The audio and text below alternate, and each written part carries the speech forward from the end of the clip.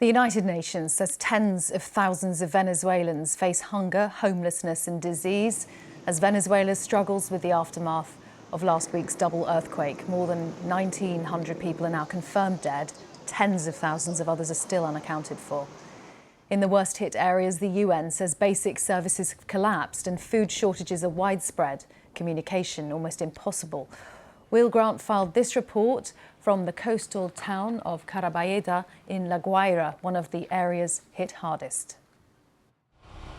Although some have decided there is literally nothing more they can do, there is also this urbanisation in Los Cocos. Now, this was made up of 12 government tower blocks, many of which were basically 14 stories high.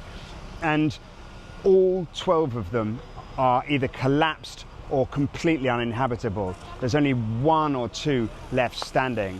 The rest is this sea of rubble, and in it there are dozens, scores of rescue workers, but they're not really rescue workers. They're basically family members just doing what they can, using whatever tools they can find to continue to burrow in, using the torches off their cell phones to try and get in further. They're not giving up hope yet, from what I'm hearing. Yes, some recognise that they are just looking for bodies at this stage, but one man up just there, up on the roof, screamed out when he was asked to be quiet that he's still looking for his daughter and isn't going to give up until he finds her.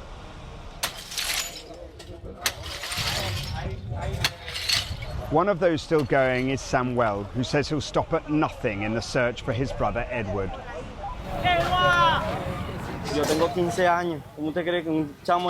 I'm 15 years old. Do you think a 15-year-old boy should be doing this? The authorities should be here instead. You have to rent any heavy machinery you need because the authorities are sending them to the places of the rich and important people. We have human beings in here. They are people, not dogs or animals. And they also deserve help.